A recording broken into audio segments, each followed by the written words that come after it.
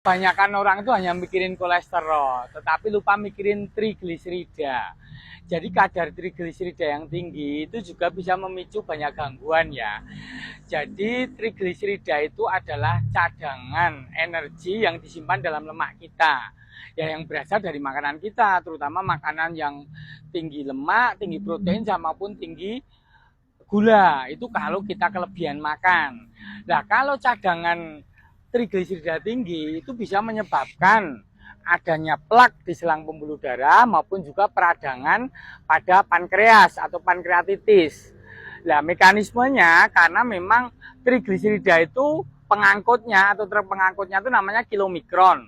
Ketika terlalu banyak trigliserida di dalam darah itu bisa menyebabkan penyumbatan aliran darah yang ke pankreas, akhirnya bisa menyebabkan radang pada pankreas. Demikian juga karena trigliserida itu terdiri dari 3 asam lemak bebas bergabung dengan gliserol, ketika asam lemak bebas banyak dilepaskan di dalam aliran darah, itu bisa menyebabkan juga peradangan pada pankreas. Ya, yang jadi perbandingan sederhana itu bukan hanya trigliserida yang tinggi, tetapi juga HDL kolesterol yang rendah. HDL kolesterol itu high density lipoprotein atau pengangkut kolesterol yang baik. Ya, jadi kalau HDL-nya rendah, kan normalnya 50-60 nih. Kalau HDL rendah dan trigliseridanya tinggi, trigliserida tinggi itu ukurannya antara 200 sampai 500. Bahkan ada yang sampai 1000 itu ada.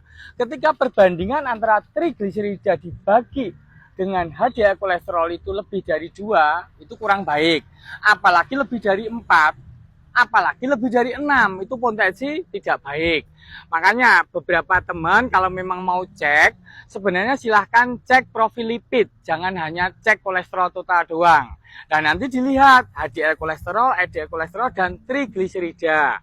Tetapi ada panduannya kalau mau cek profil lipid, cek trigliserida dan HDL, itu sebaiknya hentikan dulu obat-obat penurun kolesterol kayak gemfibrozil atau fenofibrat atau pil KB atau obat-obat hormon, hentikan dulu supaya tidak mengganggu pemeriksaan. Jikalau ketahuan trigliseridanya tinggi dan HDL kolesterolnya rendah, ada baiknya mengurangi gula, nasi, sumber karbohidrat yang terlalu berlebihan, kalau apalagi orang udah kegemukan ya. Makanan yang berminyak maupun daging terlalu banyak sebaiknya dikurangin. Banyakin buah sama sayur.